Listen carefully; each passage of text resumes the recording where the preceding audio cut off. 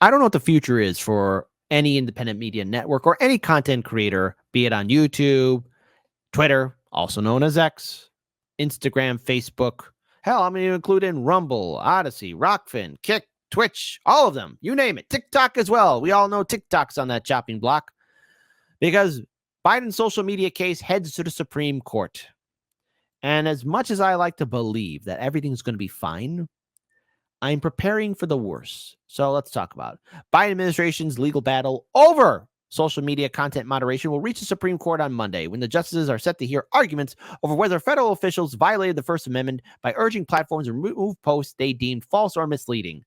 Because never once would the government do anything wrong, right, Jank and Anna? Not ever once would the government make a mistake, right, everyone in corporate media? Not ever once would the Democrats purposely twist things around and lie to the American people, like with the Hunter Biden laptop, right? Vote blue no matter who. Two Republican attorney generals brought the case in a challenge to the administration's effort to curb misinformation online, an effort they described as government campaign of censorship. They purported federal officials coordinated and colluded with social media platforms to identify, disfavor speakers, viewpoints, and content. At the heart of the case were attempts by the Biden administration to police online misinformation about the legitimacy of the 2020 election and COVID-19 when the doubts of vaccine were rampant. The question is how you draw the line between government speech that is permissible and government speech that imposes coercive power on the platforms, or excessive entanglement, excessive cooperation between private speakers and the government, said Bob Conrieve, chief counsel of the Foundation of Individual Rights and Expression. Well, then, please explain to me why some Republican lawmakers were also on board with the TikTok ban, right? In the House of Representatives, because they're all on the same side, no matter what. Even though this is a fight, Democrats and Republicans, no matter who controls the Senate, House, or the presidency, they're going to weigh in their perspective and their biases. So anyone that votes Democrat or Republican, remember, both parties want you to shut up. They want you to be smart enough to run the machines, but dumb enough never to question anything. And that's a difficult line the court is going to try and draw. The Louisiana-based federal judge sided with the attorneys general last summer and barred Biden officials from contacting social media companies relating to any manner of the removal, deletion, suppression, or reduction of content containing protected free speech. As much as I want to believe that, we're going to be okay, I'm holding my breath because if, first name Julian, last name Assange is sent here, well, that's the nail in the coffin for it. All right. The court watchers criticized the district court judge's decision as overboard, and in September, a 3-judge panel on the 5th U.S. Circuit Court of Appeals narrowed the judge's order. However, the 5th Circuit panel agreed with the lower court that Biden administration officials likely did violate the First Amendment by urging social media companies to take down specific content, ruling that federal agencies cannot coerce social media platforms to remove posts, countering the government's stance. So let's go ahead and pull this up right here. Let's talk about it. After nearly 2 hours of oral arguments, the justices appear divided, some skeptical that the Biden administration violated First Amendment rights, even though 2 lower courts found the federal government appears to have violated constitutional protections. State attorneys general from Missouri and Louisiana sued the federal government, claiming the Biden administration's pressure on social media platforms to remove or limit content the government did not like was improper coercion.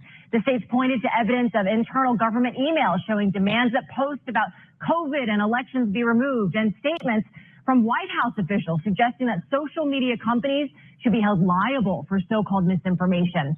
Justice Daniel Alito appears sympathetic to the state's arguments that First Amendment rights have been trampled. He said at one point that the federal government has, quote, got big clubs available to it, and so it's treating Facebook and these other platforms like they're subordinates.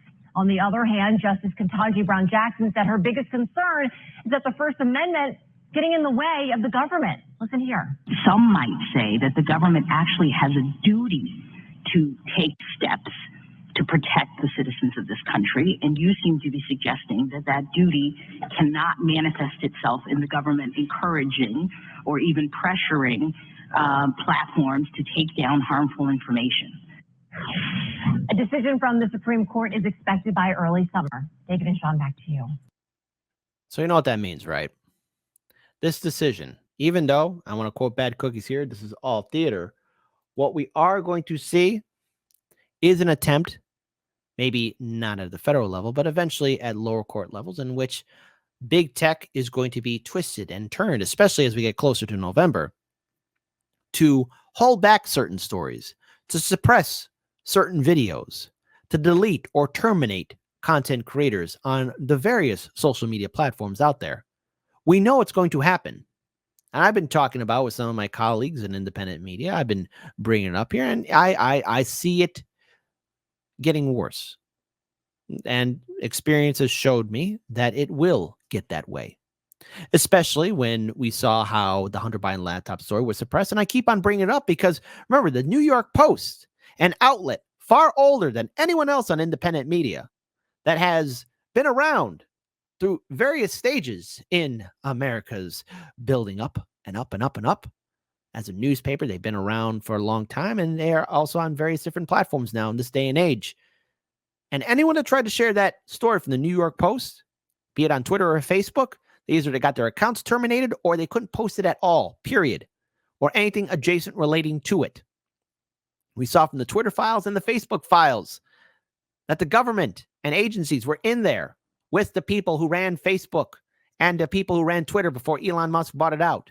But see, the danger of free speech, the risk that we are seeing here, it's more than just this court case. It is overall an insidious attempt to silence all of us. If you are critical of the neoliberal system, if you are critical of our politicians, if you're critical of their foreign and domestic policies, if you're critical of the fact that we got politicians doing insider trading, they will lift anything and run over anyone to try and make sure that you don't have a voice. Let's play the rest of this. Lydia, thank you. All right, as we mentioned at the top of the show, in an attempt to shield Americans from the facts ahead of today's hearing at the Supreme Court, the New York Times published a piece insinuating the Twitter files and testimony provided by our next guest, that was influenced by members of the Trump administration. Here now, the author of Public on Substack, Michael Schellenberger, who was part of this hit piece in the New York Times. There was a tweet from Toby Rogers who kind of summed it up.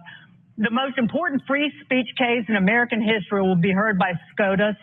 So today, that was yesterday, the New York Times put out a front page above the fold editorial disguised as news article about how free speech is Trumpian and the First Amendment must be abolished. Fudge, not what he said, the New York Times. Michael, there was a photo of you. So you're Trumpian. You're just being manipulated as part of this suppression of speech is the way it made it sound. And just what say you? Well, yeah, I mean, I think you can see how threatened some of the advocates of government censorship are, that they have to basically lie about my friend Matt Taibbi and me. We're both independents. Neither of us are Republican or Democrat. Neither of us voted for Trump either time. And so I think what you're seeing here is an effort to basically advocate really by journalists advocating for the censorship of other journalists. I mean, that's what the whole tenor of that article was. I think what you saw there in the courts today was equally disturbing, where we saw Justice Ketanji Brown Jackson talking about how the government needed to restrict free speech rights. You know, it seemed to be lost on her and many of the other justices that we have a good solution to when people are spreading lies and misinformation is to do what I'm doing right now, which is to correct the record and to talk back to the misinformation and lies, rather than, for example, for me to demand censorship of the New York Times. I think we got to get back. Now, I just want to read this quote here from Bad Cookies, because I don't want to be pausing the video too much here, right? Because I think it's important for you to hear it, and I'll give my analysis and my perspective. But for anyone who thinks that the Republicans have your best interest, I got another video right up my sleeve that's going to show you firsthand that the Republican politicians should, or if they get their power, will be exactly the same like the Democratic politicians. And to quote Bad Cookies right here, people, I can't be any more serious about this.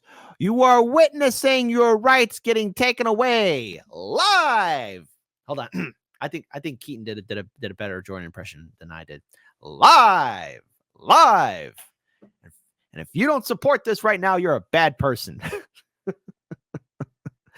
We are doomed. To basics here, remember that part of the reason that we live in such a great country is precisely because of the First Amendment, which protects our ability to speak our minds without regard for what the government wants. I think it's a really good point, because Ketanji Brown Jackson was talking about the government and the need for them to have harmful information taken down. Well, to your point, we should have more speech. You have the right information get out there if it's wrong. But what's troubling here is that the harmful information was information that was just inconvenient for Democrats. It was the fact that you had vaccines that didn't work, and you had really good doctors that were pushing back on the vaccines. You had the Hunter Biden laptop, which was real, that they curtailed that speech because it was.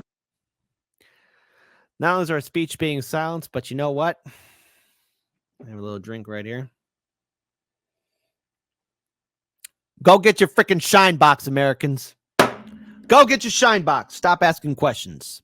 Was allegedly Russian disinformation. My concern with the case, I mean, that we have this divide in the court is concerning, and I want to get your take on it because, one, you have topical information that the judges think should be taken down, but also the censorship of individuals, taking down individuals and their right to free speech. All of these seem to be incredibly troubling that the court is grappling with this. Well, yeah, and also I point out, the New York Times just recently acknowledged how harmful the school lockdowns in particular were on kids. Well, guess who they were censoring? They censored Dr. Jay Bhattacharya, one of the world's greatest epidemiologists of Stanford University. They censored Martin Killdorf of Harvard University. Why? Because they were warning precisely that the lockdowns would negatively impact children. So the lockdowns negatively impact a lot of people, mentally, socially, and financially. I mean, people were told, you got to stay indoors. We got to get food. Stay indoors. But I got to go to work. Stay indoors. I got to pay the bills. Stay indoors. I got evicted. Put a mask on. That's it. They didn't care about what you were going through. They didn't care about the long-term effects. And I'm pretty sure a lot of us are still dealing with the trauma of 2020. Those lockdowns drove a lot of people crazy. It is what it is. I wish I could paint a better picture for you folks, but this whole country, we not only did we get screwed over, but we welcome the embrace of corporate control, censorship, stuttered there, and more neoliberal policies. We gave them our silent, obedient consent. And by doing so, we gave them the green light that they could do this again. They kept coming up with these fake examples rather than dealing with the actual examples of censorship. I'll give you another one. Ketanji Brown Jackson said something about how, well, what if there were videos online of people jumping out of windows and then kids were inspired to jump out of windows? Well, it's very ironic because I happen to be a fan of parkour, which is the sport of people jumping off of buildings and jumping off of windows. And somehow we don't have an epidemic of people jumping out of windows and buildings to their deaths simply because there's videos of people doing it safely online. So we're getting into really ridiculous territory here where they didn't seem to want to confront the reality that not just was there specific forms of censorship, including of what Facebook itself called often true information about vaccine side effects, but there was a mass censorship effort led by a former CIA fellow at Stanford University. That is exactly the kind of censorship that our founding fathers feared. And in the digital age, it means that they were able to do it in ways that affected millions of people. And that we would have never known about it. Like, only that we would never have known about it, or those who did know about it would be censored and not able to communicate fact and truth with the rest of America. And if all that wasn't enough to convince you of the dangers of big tech and of censorship, there's a new study claiming that Google has interfered with elections a staggering 41 times in the... Say it ain't so. And look, I just want to pull up this tweet right here. Do you use TikTok? How do you feel about what's happening? U.S. government when China owns land next to military bases. U.S. government when China owns a social media app. I wish it wasn't this terrible, but it is. It's a nightmare. And I want to pull up this this message right here, or this video right here from Glenn Greenwald. It's exactly the same case that left liberals have been making about why the internet needs to be censored, except this time it's finding extreme level of support in the Republican Party because of what happened with TikTok and how liberals are making a case for censorship. Doesn't matter who sits in the White House or who controls the Senate. You do not get to dictate what is going to happen because they're going to tell you what to think. When I asked Gallagher why there was so much bipartisan momentum behind the bill, he had a simple answer. What is that simple answer? Is it China? No, it is not. The simple answer is October 7th. Why are we hearing so much about China as the reason we need to ban TikTok when every single indicator and reporting and even the statements from the leader in the Congress of this movement are saying to you that's not actually the reason. The reason is not China, but Israel. Quote, that's when I felt the momentum shift back in our direction, he explained. I can't tell you how many Democratic colleagues I had coming up to me and saying they had seen the anti-Semitism on the platform. They had seen the whole Osama bin Laden letter, the whole Osama bin Laden letter to America thing, and are asking, quote, hey, where are we on this? We've got to do something. Back in November, Gallagher wrote an essay for the Free Press on the way in which TikTok was boosting pro-Hamas propaganda and suppressing pro-Israel posts. The entire liberal case for censoring social media has been that the reason we have to censor social media is twofold. We have to stop disinformation, and we have to prevent hate speech against marginalized groups. The case for banning TikTok or forcing a change in its ownership to someone more malleable that we can control better as the United States government is that we have to stop disinformation against Israel and we have to stop hate speech against Israel as well. And so if you criticize Israel, you're a bad guy. See, censorship is about controlling the narrative. And what narrative is being broken? Anytime Israel did any kind of military actions, be it in the West Bank, Gaza, Lebanon, Syria, you name it, there was always that media twist of controlling that information. And for a while, it worked. But this time was different.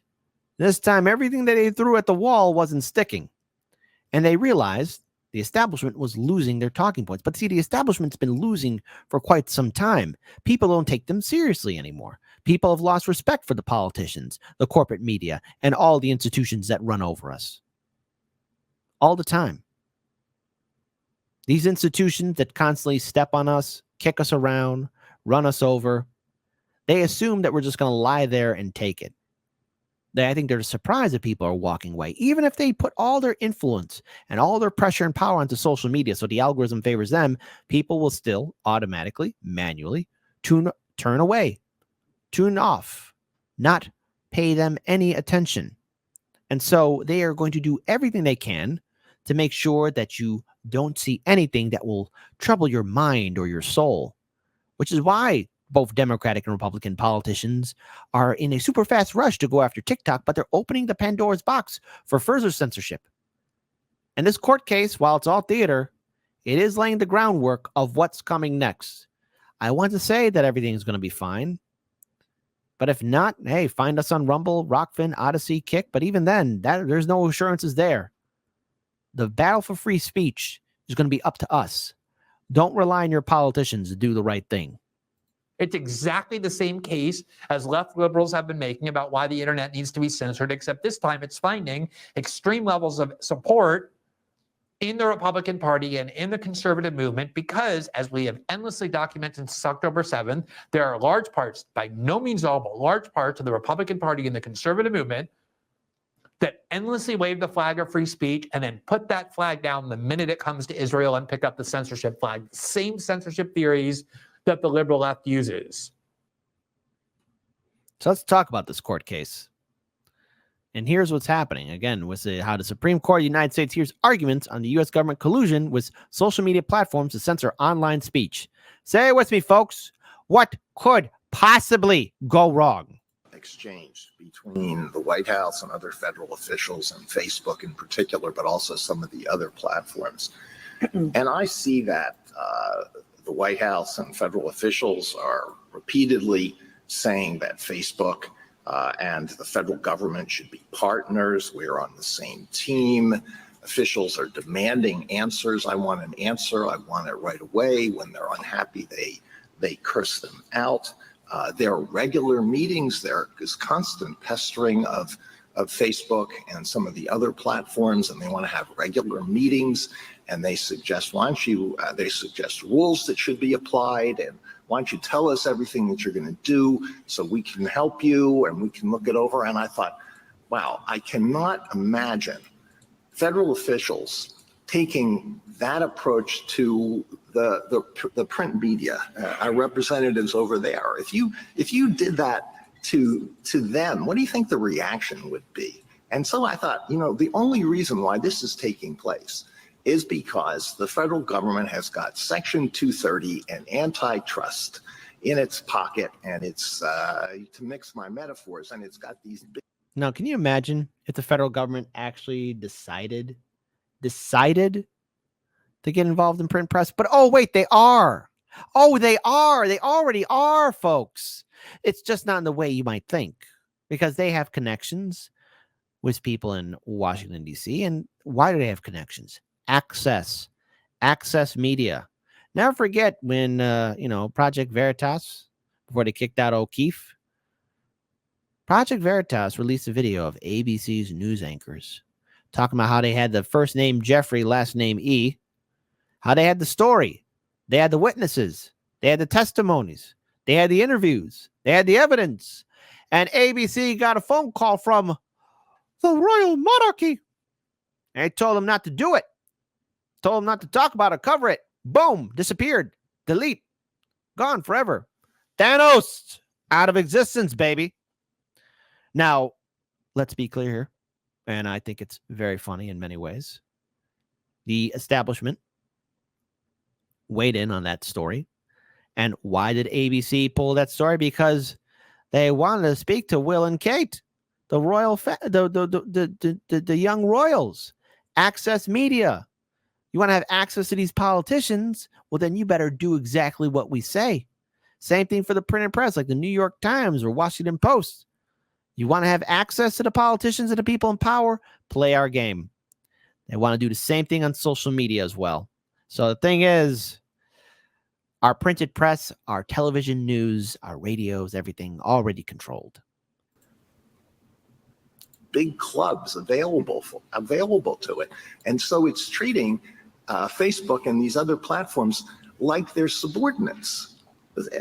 Would you do that to the New York Times or the Wall Street Journal or the Associated Press or any other big newspaper or wire service? So there's a lot packed in there. I want to give you one very specific answer first, and then step back out to the broader context. So specifically, you mentioned demanding an answer right away and cursing them out. The only time that happens is in an email that's about the president's own Instagram account. It's not about moderating other people's content. We'll put that aside. There's all the rest. So, constant meetings, constant emails. We want answers. Right. We're partners. We're on the same team. Do you think that the print media regards themselves as being on the same team as the federal government, partners with the federal government? Now, the answer is yeah, probably. Because remember, there is an award that the printed press doesn't love, right? Just like the New York Times, all of them. Remember how all of them were all on board for the war in Iraq? Remember that? So potentially in the context of an effort to get Americans vaccinated during a once-in-a-lifetime pandemic. And I really think that piece of context, it doesn't change the First Amendment principles, but it's relevant to how they apply here. And I think it's important to understand that at this time, this was a time when thousands of Americans were still dying every week, and there was a hope that getting everyone vaccinated could stop the pandemic. And there was a concern that Americans were getting their news about the vaccine from these platforms, and the platform. And it turns out people were right. Turns out there was some issues, some questions, concerns. And now it's okay to talk about it. But back then, you couldn't. I remember the censorship. Shoot. Hell, we couldn't even talk about January 6th properly either. You couldn't talk about a lot of things. Still can't do to this very day. Platforms were promoting, not just posting, but promoting bad information. I understand all that, and I know the objectives were good. But once again, they were also getting their news from the print media and the broadcast media and cable media. And I just can't imagine the federal government doing that to them. But maybe I'm naive. Maybe that goes on behind the scenes. I don't know, but it struck me as, wow, this is not what I understand the relationship to be. That's all. But I do. I think this is important because I have the same reaction that you do, that these emails look unusual. I think the idea that there'd be back and forth between the government and the media isn't unusual at all. When the White House press secretary on July 16th is asked about this by the press at the time, what she says is, of course, we talk to the platforms just the way we talk to all of you when we have concerns about what you're doing, when we have information that you might find helpful. Now, there's an intensity of the back and forth here, and there's an anger that I think is unusual, but the context for that, I think, is that these platforms were saying publicly, we want to help. We think we have a responsibility to give people accurate information and not bad information. And we're doing everything we can to meet that goal. That's where this language of partnership comes from. It's not just from the White House. It's these platforms, which are powerful, sophisticated entities, saying we're doing the best we can. And the anger, I think really most of the anger when you read the emails, and I appreciate that you have, because I think you have to look at them in context. The anger is when the officials think that the platforms are not being transparent about the scope of the problem or aren't giving the information that's available.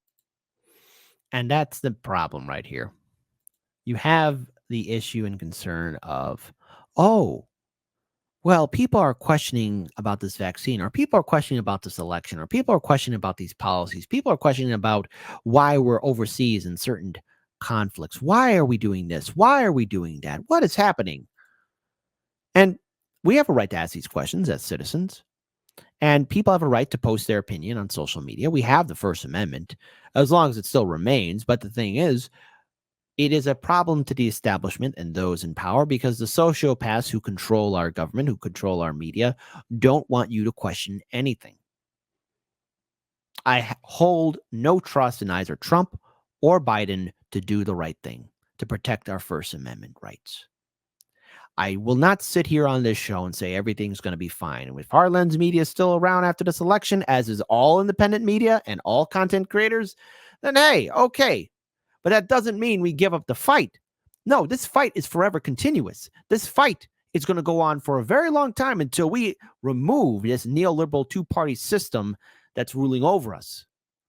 And you know what I'm going to bring up? Citizen battle initiatives, citizen ballot initiatives, battle initiatives to fight and push back against a two-party system, to get every single state to be a ballot initiative state, and for the arduous task not only to get money out of politics, but to abolish all political parties and to break apart these monopolies, the corporate monopolies that control all of our media.